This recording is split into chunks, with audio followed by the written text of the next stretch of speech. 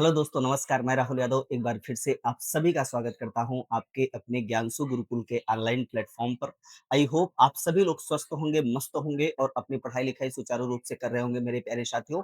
आइए भैया, आज हम सभी लोग एक महत्वपूर्ण आयामों पर, एक महत्वपूर्ण टॉपिक पर चर्चा और परिचर्चा करते हैं। जैसा कि आप सभी लोगों को थंबनेल पर दिख रहा होगा, 1857 की क्रांति। क्या पढ़ा जाएगा मेरे प्यारे साथियों? तो हम सभी लोग पढ़ेंगे 1857 की क्रांति हुआ तो इसका क्या कारण था देखा जाएगा मेरे प्यारे साथियों। एक कारण नहीं बल्कि अनेकों कारण थे। जैसे अगर बात किया जाए तो हम सभी लोग देखेंगे राजनीतिक कारण देखा जाएगा, साथ ही साथ अगर बात किया जाए तो धार्मिक कारण देखा जाएगा, आर्थिक कारण देखा जाएगा, सैनिक कारण देखा जाएगा, तात्कालिक कारण देखा जाएगा। इसके पहले मेरे प्यारे साथियों अगर मैं बात करूं तो आप सभी लोग कहेंगे कि हम सभी लोग मैं आप सभी लोगों से निवेदन करता हूं मेरे प्यारे साथियों कि जो लोग पिछला लेक्चर यानी पिछला वीडियो नहीं देखे हैं वह जरूर देख लें भैया। और अगर वीडियो अच्छा लगे तो एक बार भैया ज्ञानसु गुरुकुल के ऑनलाइन प्लेटफॉर्म को जोरदार तरीके से शेयर कर दीजिए, सब्सक्राइब कर दीजिए भैया, है ना। इसके पहले हम सभी लोगों ने शुरुआत किया था भारत में यूरोपियों का आगमन। भारत के यूरोपियों के आगमन के अंतर्गत हम सभी लोगों ने पुर्तगालियों का आगमन देखा गया, जो है डचों का आगमन देखा गया, इंग्लिश ईस्ट इंडिया कंपनी का आगमन देखा गया, फ्रांसीसियों का आगमन देखा गया। इन सभी पर हम सभी लोगों ने चर्चा और परिचर्चा किया। फिर हम सभी लोगों ने प्लासी और बक्सर का युद्ध देखा गया, क्या कारण था प्लासी के युद्ध का, क्या कारण था भैया बक्सर का युद्ध का। और आप सभी लोगों जो है, इसलिए मैं कह रहा हूं भैया प्लासी और बक्सर का युद्ध या जो है पढ़ लीजिएगा, क्योंकि जब बक्सर का युद्ध होता है 1764 में, तो आप कहेंगे 1765 में मेरे प्यारे साथियों होती है इलाहाबाद की संधि। क्या होती है मेरे प्यारे साथियों? इलाहाबाद की संधि। और इलाहाबाद के संधि के तहत आप सभी लोग कहेंगे अब इंग्लिश ईस्ट इंडिया कंपनी को बंगाल, बिहार, उड़ीसा की जमींदारी मिल जाएगी। साथ ही आप सभी लोग देखेंगे कि 1765 में रॉबर्ट क्लाइव जो है बंगाल में द्वैध शासन की शुरुआत करेगा। और द्वैध शासन प्रश्न बना हुआ है कि बंगाल में द्वैध शासन की शुरुआत किसने किया था? तो कहेंगे रॉबर्ट क्लाइव ने किया था। कब किया था भैया? 1765 में किया था। अगर बात किया जाए द्वैध शासन को समाप्त किसने किया तो कहिएगा वारेन हेस्टिंग ने समाप्त किया था। और आप लोगों को बताएं कि द्वैध शासन के जरिए बंगाल, बिहार, उड़ीसा की जमींदारी प्राप्त होने के बाद अंग्रेजों ने बंगाल को इतना लूटा मेरे प्यारे साथियों, इतना लूटा कि आप सभी लोग देखेंगे कि 1770 में बंगाल में जो अकाल पड़ा, तो अगर आपसे प्रश्न बने कि भैया जो बंगाल में अकाल पड़ा क्या वह प्राकृतिक था या कृत्रिम था या मिश्रित था, तो आप सभी लोग कहिएगा एक तो प्राकृतिक था ही, लेकिन उसके कारण अकाल का एक सबसे बड़ा कारण ये भी था, जो है बंगाल में अंग्रेजों ने जोरदार तरीके से क्या किया भैया, जो है द्वैध शासन के जरिए बंगाल, बिहार, उड़ीसा की जमींदारी मिली चुकी है भैया। अब बंगाल में इनको अगर बात किया जाए, कोई कोई इनका जो है विरोधी नहीं है। अगर कोई विरोधी है तो उतना शक्तिशाली नहीं है भैया। एक तो ये कारण रहा। दूसरे अगर बात किया जाए तो हमने बताया मेरे प्यारे साथियों, हम सभी लोग एक कारण नहीं बल्कि अनेकों कारण पर चर्चा और परिचर्चा करेंगे, है ना। मॉडर्न हिस्ट्री लेक्चर 5 है मेरे प्यारे साथियों। 1857 की क्रांति हम सभी लोग देखेंगे, है ना। विद्रोह का आरंभ और विस्तार पहला आपका टॉपिक है, विद्रोह का आरंभ और विस्तार। हालांकि हम लोग ऐसे तो नहीं पढ़ते हैं मेरे प्यारे साथियों, कुछ महत्वपूर्ण फैक्ट और हैं, उन पे भी पहले चर्चा किया जाएगा। उसके बाद हम आएंगे विद्रोह का आरंभ और विस्तार किया जाएगा भैया। क्या महत्वपूर्ण फैक्ट है मेरे प्यारे साथियों? 1857 की क्रांति आप सभी लोग कहते हैं सैनिक के कारण हुई। सैनिक का कारण अगर हुई तो क्या भारत में यह पहली बार सैनिक ने क्रांति किया, सैनिकों ने अंग्रेजों का विरोध किया? नहीं मेरे प्यारे साथियों, 1806 में सैनिकों ने पहली बार बेल्लोर में क्रांति किया, है ना। आप कहेंगे मेरे प्यारे साथियों 1824 में बैरकपुर में किया था, 1848 में किए। लेकिन वह क्रांति क्यों नहीं हुई? क्योंकि मेरे प्यारे साथियों उस समय सिर्फ कौन किए थे? आप कहेंगे सैनिक किए थे, है ना। तो अगर बात किया जाए इंपॉर्टेंट फैक्ट हेडिंग करके पहले हम सभी लोग लिखेंगे मेरे प्यारे साथियों, है ना। इंपॉर्टेंट फैक्ट जो है हेडिंग कर लेंगे और कुछ इंपॉर्टेंट फैक्ट है पहले उन पे चर्चा कर लिया जाए, उसके बाद फिर हम सभी लोग 1857 की क्रांति पर आते हैं भैया। अगर मैं आपसे बात करूं कि जब 1857 की क्रांति हुआ तो उस समय ब्रिटेन का प्रधानमंत्री कौन था? तो आप सभी लोग कहिएगा कि जब 1857 की क्रांति हुई, तो उस समय जो है ब्रिटेन का प्रधानमंत्री कौन था? तो पार्मेस्टन था। कौन था मेरे प्यारे साथियों? पार्मेस्टन था। ये तो 1857 के विद्रोह के समय का कह रहा है। कई बार प्रश्न ये बन जाता है कि 1857 के विद्रोह के बाद ब्रिटेन का प्रधानमंत्री कौन था? तो आप सभी लोग कहिएगा लॉर्ड डर्बी था। कौन था मेरे प्यारे साथियों? Lord derby. 1857 की क्रांति के समय पार्मेस्टन, विद्रोह के बाद लॉर्ड डर्बी। दूसरा प्रश्न बनता है भैया कि विद्रोह के समय भारत का गवर्नर जनरल कौन था? विद्रोह के समय की बात कर रहा हूं, है ना? विद्रोह के समय भारत का गवर्नर जनरल आप सभी लोग कहिएगा लॉर्ड कैनिंग था। कौन था भैया? लॉर्ड कैनिंग था। अगर दूसरा प्रश्न बने, देखिए यहीं से प्रश्न बनता है और लोग कहते हैं भैया कहां से पूछ दिया, आउट ऑफ सिलेबस पूछ दिया। अरे भैया पढ़िए तो ढंग से। दूसरा प्रश्न ये बनता है कि 1857 के क्रांति के बाद भारत का गवर्नर जनरल, तो यहीं पर आप रुक जाएंगे तुरंत कि सर 1858 का जो अधिनियम आया तो गवर्नर जनरल के पद को हटाकर वायसराय बना दिया गया। हाँ जी भैया बना दिया गया। तो प्रथम वायसराय कौन बना? तो कहेंगे लॉर्ड कैनिंग। भाई यही था, इसके बाद भी यही रहा। प्रथम वायसराय भी आप कहेंगे लॉर्ड कैनिंग। दूसरा तीसरा प्रश्न यहां से देखिए, अंत जो है अंतिम गवर्नर जनरल कौन था? तो कहिएगा अंतिम गवर्नर जनरल कौन था? Lord Canning. तीन प्रश्न लॉर्ड कैनिंग से बना कि 1857 की क्रांति के समय भारत का गवर्नर जनरल कौन था? Lord Canning. अंतिम गवर्नर जनरल कौन था? Lord Canning. प्रथम वायसराय कौन था? Lord Canning. अब बात ये आती है कि 1857 के क्रांति के पूर्व, पूर्व का मतलब आप सभी लोग कहेंगे भैया पहले जो है गवर्नर जनरल कौन था? भैया वही था जो 1856 में अवध पर कुशासन का आरोप लगाकर अवध का विलय कर लिया। सतारा हो गया, संभल हो गया, जैतपुर हो गया, नागपुर हो गया। राज्य हड़प नीति के जरिए इसको जो है इंग्लिश ईस्ट इंडिया कंपनी में मिला लिया। कौन था? राज्य हड़प नीति कौन लाया? डलहौजी लाया। कौन लाया मेरे प्यारे साथियों? डलहौजी। तो 1857 के क्रांति के आप सभी लोग कहेंगे पूर्व जो है गवर्नर जनरल कौन था? तो भैया था लॉर्ड डलहौजी था। कौन था भैया? लॉर्ड डलहौजी था। विद्रोह के समय कंपनी का मुख्य सेनापति कौन था?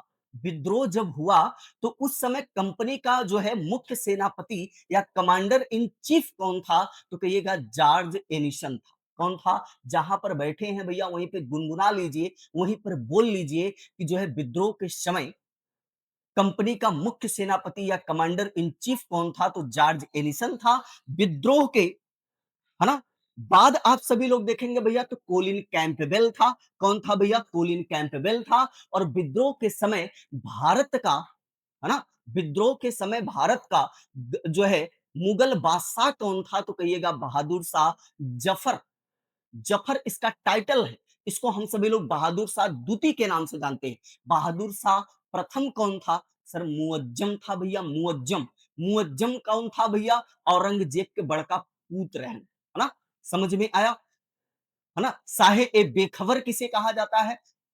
तो मुअज्जम को कहा जाता है। तो ध्यान रखिएगा यहां पर बहादुर शाह द्वितीय है जो है, या बहादुर शाह जफर कह लीजिएगा, कंफ्यूज मत होइएगा बहादुर शाह प्रथम में, है ना? बहादुर शाह प्रथम कौन था भैया? तो मुअज्जम था। मुअज्जम कौन था भैया? तो मैंने बता दिया औरंगजेब के जो है बड़ा पुत्र था भैया। इतने पॉइंट को पहले लिखा जाए, उसके बाद क्या होगा भैया आगे बढ़ा जाएगा। एक एक पॉइंट को भैया आइए लिखा जाता है। पहला फैक्ट क्या लिखेंगे? 1857 के क्रांति के समय, क्रांति के समय ब्रिटेन का प्रधानमंत्री, ब्रिटेन का प्रधानमंत्री कौन था मेरे प्यारे साथियों? तो कहिएगा पार्मेस्टन था। कौन था? पार्मेस्टन, है ना? नेक्स्ट अगर बात करें तो आप सभी लोग कहेंगे, अगला फैक्ट अगर बात करूं भैया तो कहिएगा 1857 के क्रांति के बाद, क्रांति के बाद ब्रिटेन का प्रधानमंत्री ब्रिटेन का प्रधानमंत्री लॉर्ड डर्बी था। कौन था भैया? लॉर्ड डर्बी था। ठीक। अगला, आइए भैया अगला पॉइंट लिखते हैं। 1857 डॉट डॉट कर दे भैया, बाकी सब है ना। 1857 क्रांति के बाद, पहले क्रांति किस समय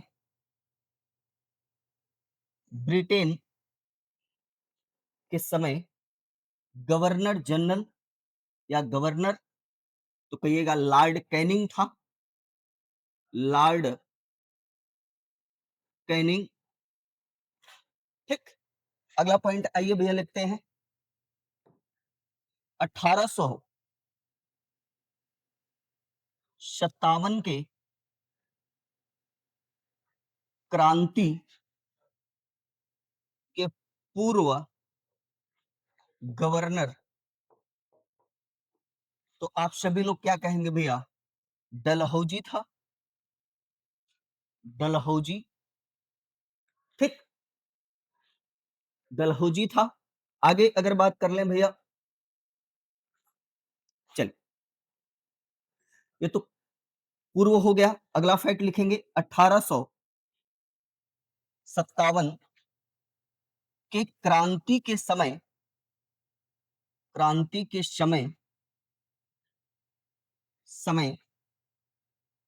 मुख्य सेनापति मुख्य सेनापति जॉर्ज एनिसन था। कौन था मेरे प्यारे साथियों? जॉर्ज एनिसन था। ठीक। अगला पॉइंट लिख लिया जाए,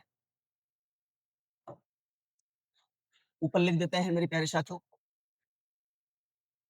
1857 की क्रांति के बाद मुख्य सेनापति मुख्य सेनापति कोलिन कैंपबेल था। कोलिन कैंपबेल था।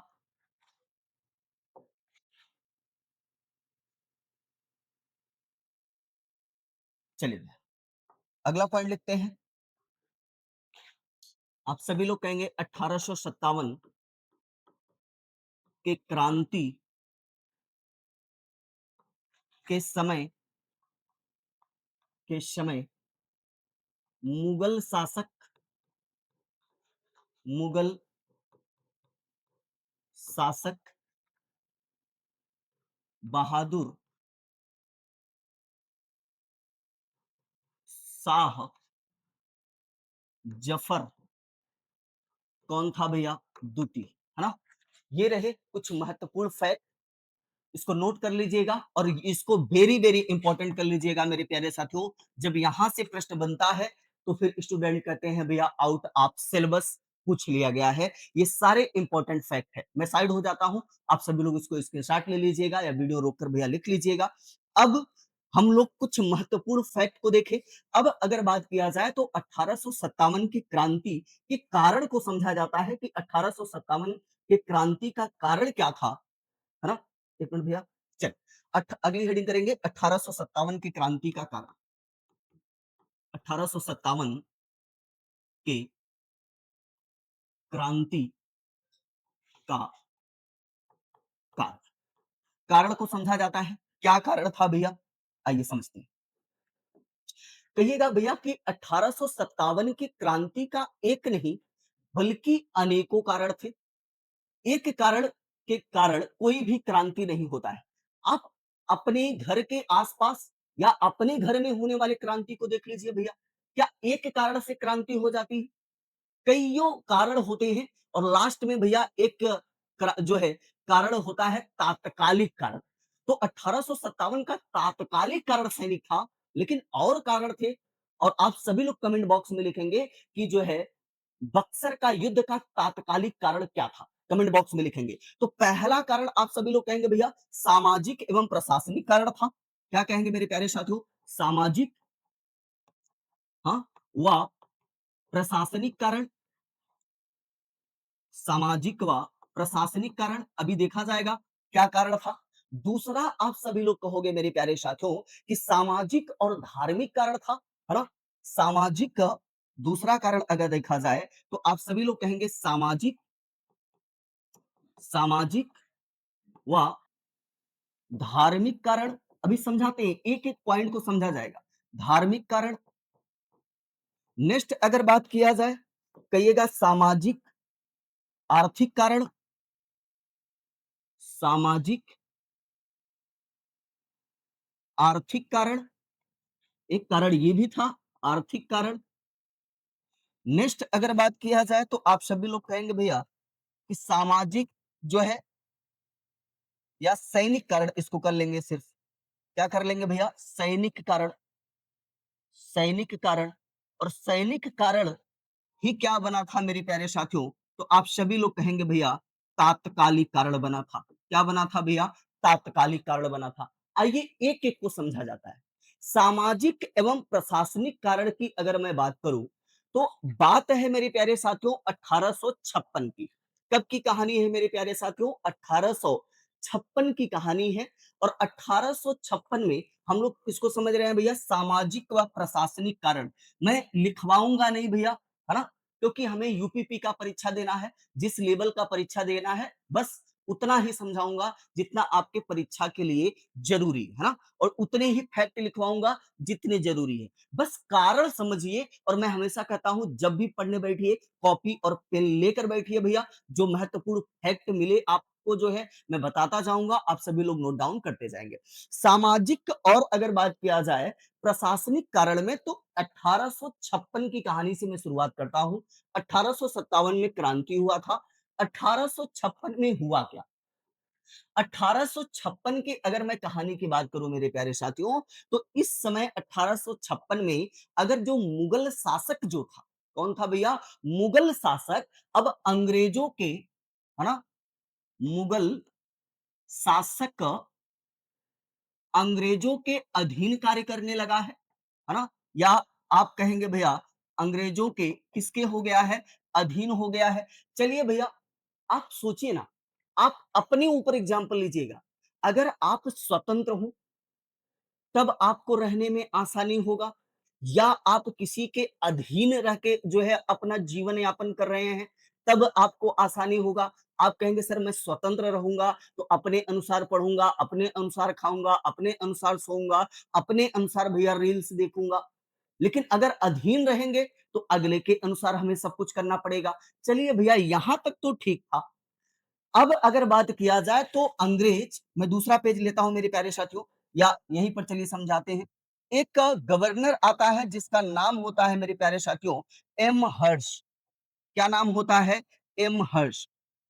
ये जब आता है भारत में तो मुगल बादशाह या मुगल शासक इससे मिलने की बात करता है कि भैया मुझसे मुलाकात करवा दीजिए। तो ये एम हर्ष कहता है कि भैया मैं मुगल बादशाह से नहीं मिलूंगा, जितनी शक्ति पावर उनकी है उससे ज्यादा मेरी है, तो मैं उनसे क्यों मिलूं? अब भैया इससे कहीं ना कहीं मुगल बादशाह के दिल पर जो है चोट लगा कि इस तरीके से बात हो रहा है। भाई आपके घर में कोई व्यक्ति कितना भी, हालांकि मुगल बादशाह भी हम सभी लोगों को खूब लूटे, कोई आपके घर का कितना भी व्यक्ति खराब हो, लेकिन जब बाहरी कोई अशब्द बात का प्रयोग करता है तो भैया आप उसका विरोध करते हैं। तो जब एम हर्ष ने कहा भैया कि नहीं नहीं मैं क्यों मिलूं, इनकी क्या औकात है, इनकी जैसा हमारे पीछे बहुत टहलते हैं, तो भारत साथ मुगल शासक भी नाराज हुआ और भारत की जनता भी। अगला अगर बात किया जाए तो आता है भैया ऑकलैंड। कौन आता है? ऑकलैंड आता है। जब ऑकलैंड भारत आता है तो ये तो कहा भैया नहीं मिलेंगे। अच्छा मुगल बादशाह कहां रह रहे हैं भैया? दिल्ली के लाल किला, है ना? किसने निर्माण करवाया है? तो आप सभी लोग कहिएगा भैया शाहजहां, ठीक है?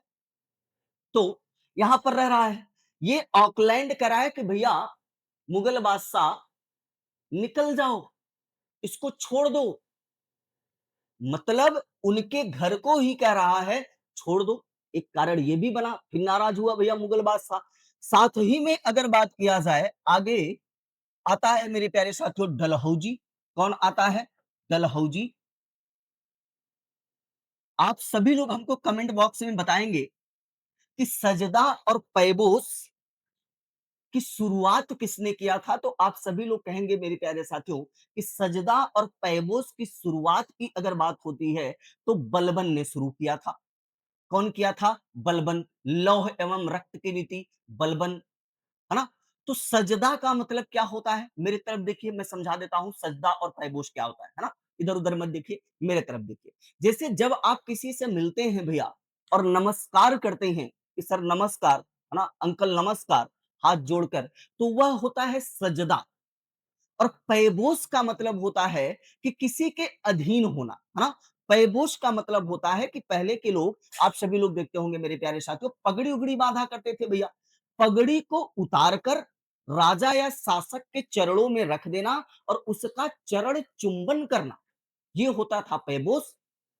अब जब लॉर्ड डलहौजी भारत में आया तो भैया यह मुगल बादशाह से पैबोस की तो बात छोड़िए, सजदा भी नहीं किया। ये लो भैया, हो गया बवाल। एक तो ये रहा। दूसरा, आप सभी लोग चलते हैं भैया दूसरे पेज पे और आप दूसरे की बात करेंगे कि दूसरा कारण क्या था, तो आप देखेंगे 1856 कब की कहानी है मेरे प्यारे साथियों? 1856 की कहानी है। 1856 में क्या हुआ? अवध, कहां की मैं बात कर रहा हूं भैया? अवध की बात कर रहा हूं। अवध अंग्रेजों का एकदम समझ लीजिए कि गाय था। जैसे जैसे अंग्रेज कहते थे वैसे वैसे जो है अवध करता था। लेकिन 1856 में अवध को कुशासन का आरोप लगाकर, कौन सा आरोप लगाकर भैया? कुशासन का आरोप लगाकर विलय कर लिया गया। ये लो भैया, जौने थरियम खा उहिम छेद कैदा, यानी अवध इसका पिछलग्गू था। तो भैया अवध का, आप कहेंगे जनता जो होगी नाराज होगी। उसके बाद आप सभी लोग देखेंगे मेरे प्यारे साथियों लॉर्ड डलहौजी। कौन भैया? लॉर्ड डलहौजी की अगर बात किया जाए, अपने राज्य हड़प नीति के अंतर्गत, है ना, राज्य हड़प नीति के अंतर जो है से सतारा हो गया, जैतपुर हो गया, संबल हो गया, है ना, आप कहेंगे भैया नागपुर हो गया। राज्य हड़प नीति के तहत क्या किया भैया? विलय कर लिया। इससे ये लोग भैया नाराज हुए। उसके बाद आप सभी लोग कहेंगे बेलिजली की सहायक संधि। क्या कहेंगे भैया? बेलिजली की सहायक संधि, सहायक संधि, ठीक है। जैसे हैदराबाद को, हैदराबाद का विलय कर लिया गया, मराठा का विलय कर लिया गया, इससे भी लोग नाराज हुए। ये भी एक कारण बना। आप कहेंगे भैया बाजीराव द्वितीय के पुत्र नाना साहब, कौन थे भैया? नाना साहब, है ना। नाना साहब अंग्रेजों का पेंशन करता थे। कौन थे भैया? अंग्रेजों का पेंशन करता थे। इनकी पेंशन बंद कर दिए तो भैया नाना साहब के जो है लोग भी क्या हुए? नाराज हुए। ये आप कहेंगे राजनीतिक कारण था। क्या क्या था? फिर से समझिए, मैं फिर से एक बार पूरा रिवीजन करा रहा हूं मेरे प्यारे साथियों। आप सभी लोग कहेंगे भैया 1856 में जाते जाते इधर बक्सर का युद्ध आप सभी लोग पढ़ ही चुके हैं। द्वैध शासन जो है 1765 में कौन लागू कर रहा है? Lord Clive. 1700 जो है कि 72 में कौन समाप्त कर रहा है? वारेन हेस्टिंग समाप्त कर रहा है। 1765 में आप सभी लोग कहेंगे इलाहाबाद की संधि हुई। इलाहाबाद की संधि के तहत बंगाल बिहार उड़ीसा की जमींदारी इनको मिल गई।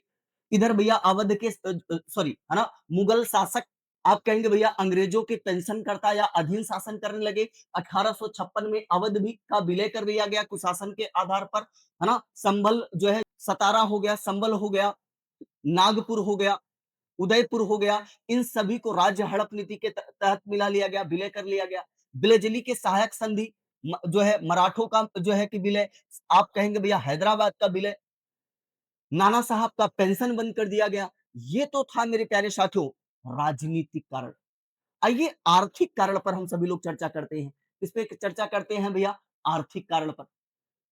आर्थिक कारण में आप सभी लोग देखेंगे मेरे प्यारे साथियों 1764 में बक्सर का युद्ध हुआ, 1793 में लॉर्ड कॉर्नवालिस, कौन भैया, आप सभी लोग कहेंगे 1793 में लॉर्ड कॉर्नवालिस, है ना, अस्थाई बंदोबस्त, या इसी को हम सभी लोग जमींदारी व्यवस्था या भू राजस्व व्यवस्था के नाम से जानते हैं, ला रहा है। रैयतवाड़ी आ रहा है, महालवाड़ी आ रहा है। इससे अंग्रेजों ने किसानों को खूब लूटा, है ना भैया। अगर ये सोचिए इस समय आप लोग भैया अपने खेतों में गेहूं का दवाई किए हैं, है ना, 10 कुंटल गेहूं हो आपके उपज में, और आपको भैया 5 कुंटल किसी दूसरे को दे देना है लगान के रूप में, टैक्स के रूप में, या आप कहिए 6 कुंटल दे देना है, 60% देना है, क्या आप कृषि करना चाहोगे क्या? आप कहोगे नहीं। धीरे धीरे आप देखेंगे कृषि में ठहराव आएगा। और भारत कैसा देश है, कृषि प्रधान देश पहले था, आज भी है। जब भैया टैक्स 50% रहा, 60% रहा, तो कृषकों ने कृषि करना ही छोड़ दिया। वो गांव में कहा जाता है भैया न रही बांस न बजी बांसुरी। तो अंग्रेजों ने है ना, किसानों ने कृषि करना छोड़ दिया। जब कृषि करना छोड़ेंगे तो किसान भैया कहां जाएंगे? जॉब करने चले जाएंगे, कंपनी में चले जाएंगे, इंजीनियरिंग किए हुए हैं, या पढ़ाने लगेंगे भैया? नहीं, बेरोजगार होंगे। क्या होंगे भैया? बेरोजगार होंगे। जब बेरोजगार होंगे तो कहीं ना कहीं कंपनी के प्रति यानी अंग्रेजों के प्रति इनके मन में क्या आएगा? द्वेष आएगा। दादा भाई नौरोजी, है ना, दादा भाई नौरोजी अपनी पुस्तक the poverty of un British rule in India में कौन सी थ्योरी दिए? तो आप सभी लोग कहेंगे ड्रेन थ्योरी दिए, जिसको हम सभी लोग धन निष्कासन का सिद्धांत कहते हैं। और इन्होंने बताया कि कैसे हमारे भारत यानी गंगा नदी से धन टेम्स नदी तक जा रहा है। गंगा नदी से धन किस नदी के पास पहुंच रहा है भैया? टेम्स नदी। अर्थात भारत से कैसे अंग्रेज धन लेके जा रहे हैं। ये तो आप कहेंगे भैया आर्थिक कारण, है ना, अस्थाई बंदोबस्त। उसके बाद रैयतवाड़ी, महालवाड़ी। सामाजिक और धार्मिक कारण, हालांकि सामाजिक और धार्मिक कारण को अगर देखा जाए या समझा जाए मेरे प्यारे साथियों, तो कुछ अच्छा कार्य ये लोग किए। कौन किए भैया? तो आप सभी लोग कहेंगे अंग्रेजों ने इस संबंध में कुछ अच्छा कार्य किए। एक तो भैया देखिए, जब हिंदू मुस्लिम हमारे यहाँ पहले दो ही थे, ईसाई तो बाद में आए भैया, सिख थे। तो अंग्रेज हम लोगों को क्या कहा करते थे? काले कहा करते थे। और अपने आप को क्या कहा करते थे भैया? गोरे। अब जैसे हमारे जैसे काले लोग को काला कहा जाए तो कितना बुरा लगेगा भैया? अच्छा लगेगा क्या? नहीं अच्छा लगेगा ना, बुरा लगेगा। तो काला और गोरा ये शब्द कहां से आया? तो भैया कहिएगा अंग्रेजों का देन है। अंग्रेज हम भारतीयों को हे दृष्टि से देखते थे, अशिक्षित कहा करते थे, बर्बर कहा करते थे। भैया अगर कोई कहे कि भैया वह अनपढ़, अशिक्षित, गंवार, कैसे फील होगा? अगर क्षमता होगी, कैपेसिटी होगी, तो फिर वहीं पर वारा नारा हो जाएगा। लेकिन हम लोग मजबूर थे, कैपेसिटी नहीं थी, क्षमता नहीं थी। हिंदुओं को बर्बर कहा करते थे। बर्बर का मतलब भैया असभ्य, अनपढ़, गंवार। हिंदू को बर्बर कहा करते थे, जबकि मुसलमानों को कट्टरपंथी, निर्दयी और बेईमान कह लीजिए भैया। ये लोग मतलब सबको लपेट रहे हैं भैया, इतना लपेट रहे हैं कि कोई लपेट ना पाए। उसके साथ साथ कुछ अच्छा काम किए, जैसे सती प्रथा को समाप्त करना। हालांकि सती प्रथा को समाप्त करने में सबसे बड़ी योगदान राजा राम मोहन राय की है, लेकिन राजा राम मोहन राय की सहायता से लॉर्ड विलियम बेंटिंग बेंटिंग 1829 में सती प्रथा को समाप्त किया और आप सभी लोग हमको बताइएगा मेरे प्यारे साथियों कि गोवा में सबसे पहले सती प्रथा किसने समाप्त किया था? चुके हैं और जो लोग पिछला वीडियो नहीं देखे हैं, मैं इसीलिए हमेशा कहता हूं भैया कि पिछला वीडियो जरूर देखिएगा। 1829 में सती प्रथा को समाप्त किया गया। अब भैया जब सती प्रथा होता था, है ना? ये सती प्रथा किया जाता था, तो हमारे यहाँ भैया बहुत पहले से लोक ढंढन चल रहा है ना? अंधविश्वास चल रहा है ना? अंधविश्वास पहले से चल रहा है, आज भी चल रहा है, पहले और आने वाले समय में चलता रहेगा, कभी समाप्त नहीं होगा। दहेज प्रथा हमारे यहाँ पहले से भी था, अभी भी है और हमेशा रहेगा। कम हो सकता है, लेकिन कहिए समाप्त हो जाए तो कभी नहीं हो सकता। भैया सबसे पहला अंतरराष्ट्रीय विवाह चंद्रगुप्त मौर्य ने किया था या चंद्रगुप्त मौर्य ने किया था, तो आप सभी लोग कहेंगे भैया कि भैया दहेज के रूप में इसे 4 छत्र मिला था, है कि नहीं? अंतरराष्ट्रीय विवाह सबसे पहला था। सीमा हैदर और सचिन वाला अंतरराष्ट्रीय विवाह नहीं है भैया। सबसे पहला अंतरराष्ट्रीय विवाह चंद्रगुप्त मौर्य का है। सती प्रथा का दमन हुआ। जब सती प्रथा होता था भैया ना, तो हमारे यहाँ जो है ऋग्वेद के 10वें मंडल में 4 वर्ण की बात की गई है। ब्राह्मण, क्षत्रिय, वैश्य, शूद्र। भैया ब्राह्मण अपने आप को सबसे ऊपर रखते थे, क्षत्रिय सेकंड नंबर, वैश्य तीसरे नंबर और शूद्र भैया इनको यहां तक कि भैया पढ़ने लिखने शिक्षा पूजा पाठ कोई अधिकार नहीं था। तो जब सती प्रथा होता था तो जो सबसे उच्च वर्ग था ब्राह्मण वर्ग था। और मैं अभी क्लियर कर दे रहा हूं भैया, मैं किसी जाति विशेष पर बात नहीं कर रहा हूं, बस मैं समझाने के लिए ये बातें बोल रहा हूं। बाद में भैया कोई देखे तो कहे भैया जाति विशेष की बात कर रहे हैं। नहीं, मैं जाति विशेष की कोई बात नहीं कर रहा हूं भैया, है ना? सॉरी, मैं समझाने की बात से बात कर रहा हूं। भैया जो ब्राह्मण वर्ग था या पुरोहित वर्ग था या कर्मकांड करता था भैया। क्या करता था? कर्मकांड। हवन वगैरह बढ़िया से होता था भैया, ढोल मजीरा डीजे बजता था, है ना? लोग डांस करते थे। सती प्रथा सोचिए, मतलब किसी के पति का मृत्यु हो गया तो पत्नी को जिंदा जला देना कितनी घटिया जो है कुरीति थी, लेकिन हम सभी लोग उसको अपना चुके थे, हमें अच्छा लगता था। तो जब सती प्रथा बंद किया गया अंग्रेजों के द्वारा 1829 में, तो भारतीय समाज हमारे यहाँ चल रहा था सती प्रथा, तो हमारे जो है धर्म के साथ छेड़खानी कर रहे हो। हमारे यहाँ भैया खाने को ना मिले बट धर्म सबसे पहले आता है। और सच बताएं, धर्म का जो है परिभाषा क्या होता है, धर्म का अर्थ क्या होता है, लोगों को पता नहीं रहता। तो लोगों को लगा हमारे धर्म के साथ छेड़खानी कर रहे हैं अंग्रेजों। दूसरी चीज, नरबली का दमन।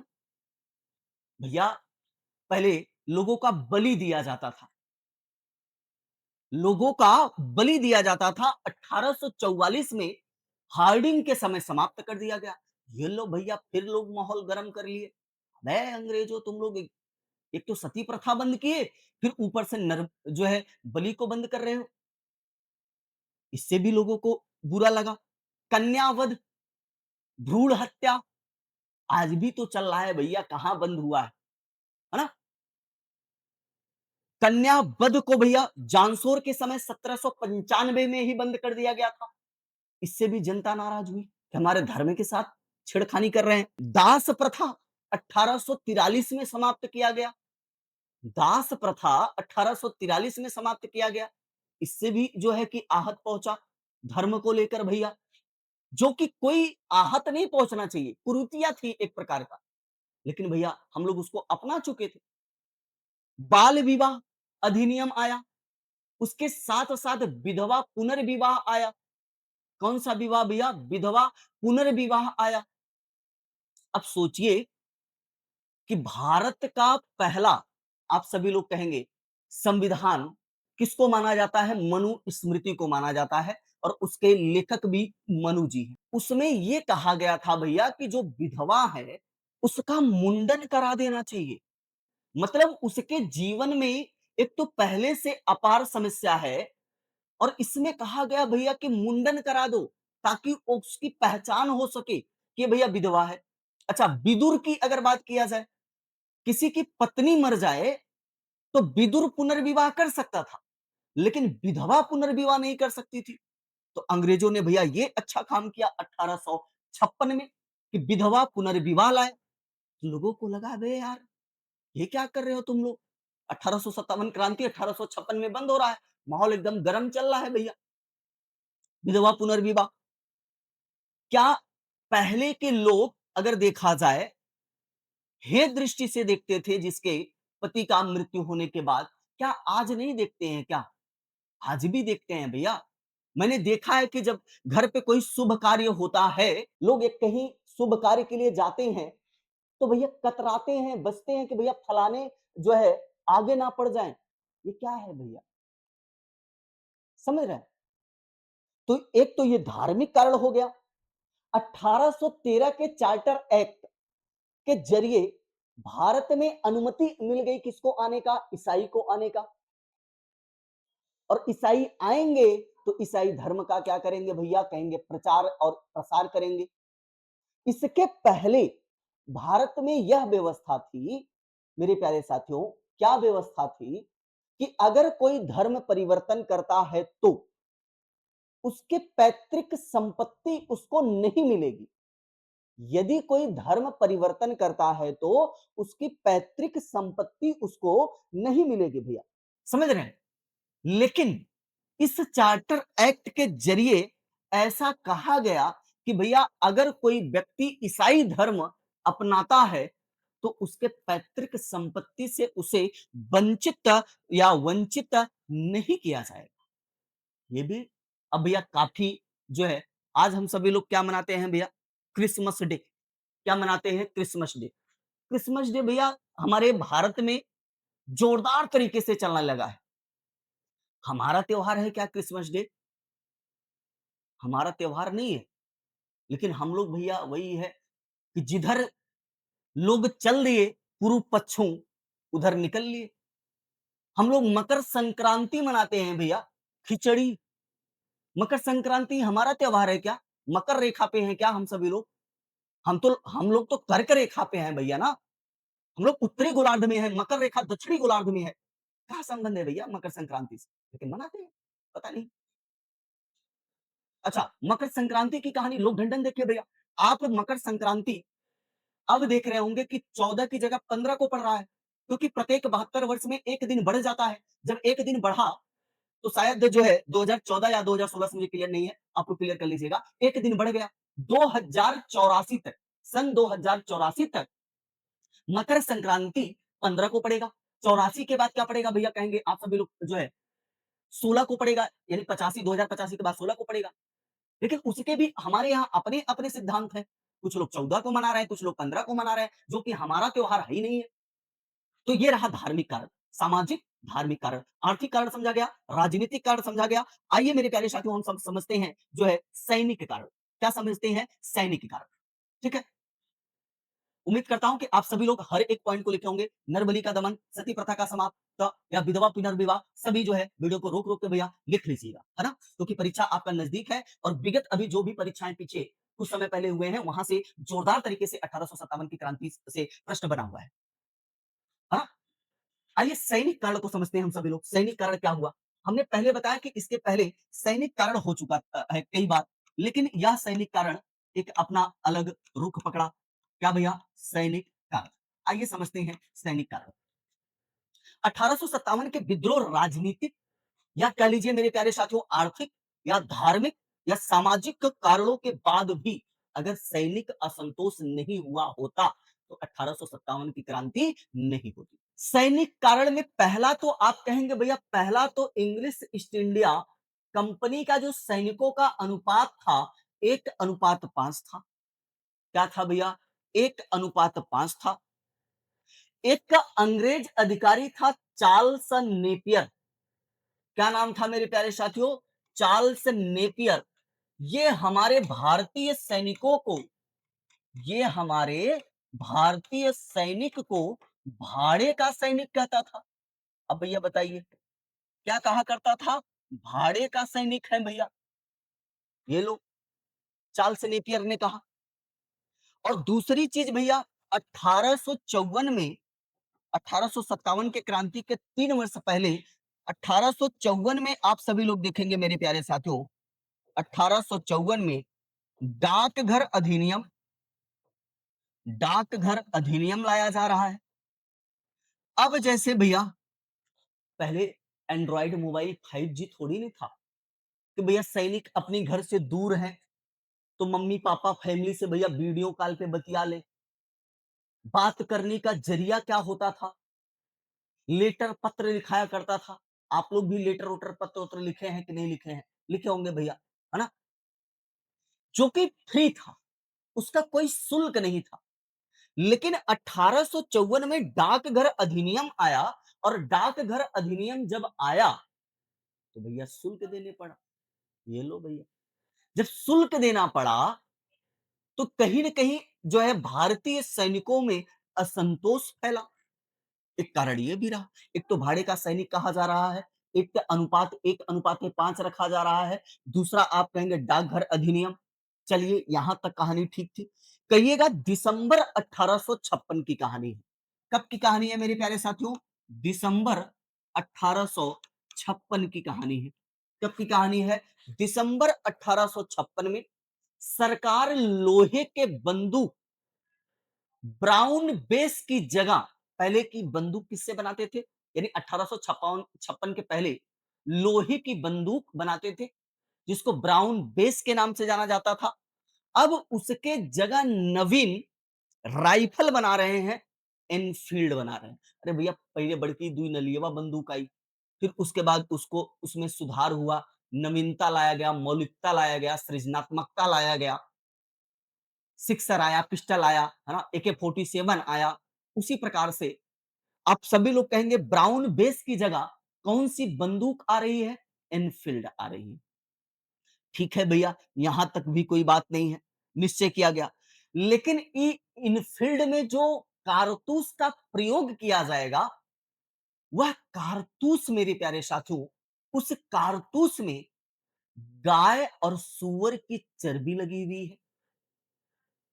गाय और आप सभी लोग कहेंगे सूअर की चर्बी लगी हुई है और इस कारतूस को इस इनफील्ड राइफल में लगाने से पहले आप सभी लोग कहेंगे दांत से या मुंह से काटना पड़ता था। अब भैया यहां पर आ गया मामला। हिंदू धर्म में गाय को माता माना जाता है और वही प्रक्रिया भैया सुअर को लेकर भैया इस्लाम धर्म में है। फिर धार्मिक जो है असंतुलन सैनिकों में फैला, है ना? जिससे हिंदू और मुस्लिम सैनिक आग बबूला हो गए कि भाई सब कुछ ठीक था, अब तुम मेरे धर्म के साथ खिलवाड़ कर रहे हो। फिर भैया शुरू होता है विद्रोह का आरंभ, हम सभी लोग देखेंगे और विस्तार। तो आई होप आप सभी लोगों को समझ में आया होगा यहां तक। जहां कहीं पर भी मेरे प्यारे साथियों समझ में ना आएगा, आप सब लोग कमेंट करिएगा, उस टॉपिक को मैं दोबारा समझाने की कोशिश करूंगा। हाँ, बस इतना आप लोगों का नैतिक कर्तव्य बनता है मेरे प्यारे साथियों कि ज्ञानसु गुरुकुल के ऑनलाइन प्लेटफॉर्म यूट्यूब चैनल को अधिक से अधिक शेयर करें, सब्सक्राइब करें। वीडियो अच्छी लगे मेरे प्यारे साथियों तो आप सभी लोग लाइक करिए। साथ ही साथ जब आप पढ़ने बैठिए तो कॉपी और पेन लेकर बैठिए, नोट्स जो है बनाते जाइए हर एक पॉइंट को। तो आज के लिए मेरे प्यारे साथियों हम सभी लोग बस इतना ही पढ़ते हैं, यहीं पर विराम देते हैं। आगे हम सभी लोग अगर बात किया जाए, है ना? 1 मिनट भैया, 1 मिनट का समय दीजिएगा भैया। विद्रोह का आरंभ और विस्तार का शुरुआत हम सभी लोग करेंगे कल कि क्या कहां से आरंभ हो रहा है, कैसे भैया पूरे लगभग उत्तर भारत में इसका विस्तार हो रहा है। इन सभी पर हम सभी लोग चर्चा और परिचर्चा कल करने वाले हैं। आज के लिए बस इतना ही। आप सभी का थैंक यू, धन्यवाद भैया।